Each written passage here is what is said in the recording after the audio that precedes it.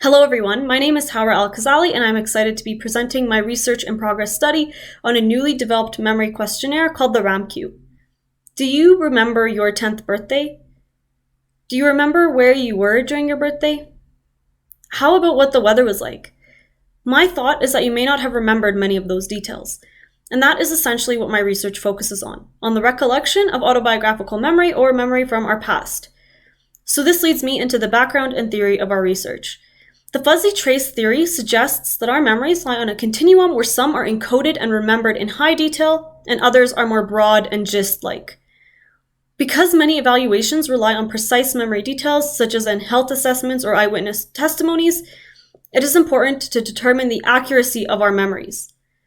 Previous research suggests that our memories are flawed, and in a study where participants were read a list of words and were asked to recall them, it was found that 55% of the time participants would report an incorrect word with confidence. Another phenomenon we see is childhood amnesia, where we do not have memories below the age of 5, or our memories are extremely fragmented and lack detail. In addition, when asking individuals to think about events from their lives, studies find that participants poorly recall the details to accompany a memory. Additionally, a theme that is consistent in previous research is that there is a focus only on the level of detail, but the accuracy of memories is seldom verified. So this leads me into our research question, where we are looking at the accuracy of autobiographical memory in healthy adults aged 50 and over. We developed the RAMQ to do just that. The RAMQ, or the Remote Autobiographical Memory Questionnaire, is an online questionnaire that determines the accuracy of autobiographical memories as well as the level of detail reported. The RAMQ prompts participants with approximately 10 real-life North American events occurring in the participant's life between the ages of 5 to 12. So for example, they would be asked, do you remember when The Wizard of Oz was first released? And if they do, then they would be asked a series of questions that would tap into the details accompanying that memory. So they would be asked, how old were you? What were you doing? Where were you? Who else was present? What did you think or feel? What was the weather like? What time of day was it? And what were you wearing?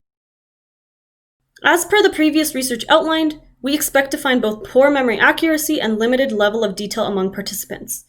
Moving into the methodology of this study, we will be recruiting individuals aged 50 and over who are fluent in English, have normal hearing and vision, or corrected to normal hearing and vision, who are cognitively healthy so they do not present any memory problems, and they must have grown up in North America between the ages of 5 to 12. In terms of the procedure of the study, we will be emailing a copy of the consent form to potential participants.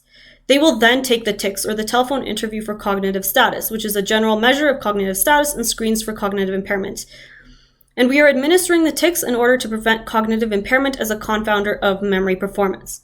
Participants must score 23 or higher to be of normal cognition and eligible to participate in our study. Following this, participants will complete demographic information, including year of birth, gender, and the country they lived in between the ages of 5 to 12. Then individuals will take the RAMQ. For analysis purposes, responses will be coded as correct or incorrect to determine if a memory is accurate, and we will be doing this by cross-referencing the age participants report to have been at the time of the event to their actual verifiable age. We will then be quantifying the number of details reported. Currently, we have piloted 17 participants with a mean age of approximately 70 years. They were able to recall 43.9% of the events presented and 22.6% of details. The results of this pilot indicate that we have poor level of detail recall. This suggests that our memories are faulty and unreliable. Using the pilot data, we have refined certain items on the questionnaire and now intend to test a full sample of approximately 100 participants over the coming months. So this study suggests the following implications. First, this research serves as an important stepping stone for future research within the field of adult memory since we are introducing a novel memory assessment. This research is also innovative in that the RAMQ will be the first assessment to test the accuracy of memory recall. Second, this research can be used to better assess and screen individuals for cognitive impairments such as dementia. Third, in an interdisciplinary perspective, research like this within cognitive psychology can have implications for disciplines such as forensic psychology. Understanding the level of inaccuracy of our memories can inform those within the forensic fields to not rely heavily on things like eyewitness memory.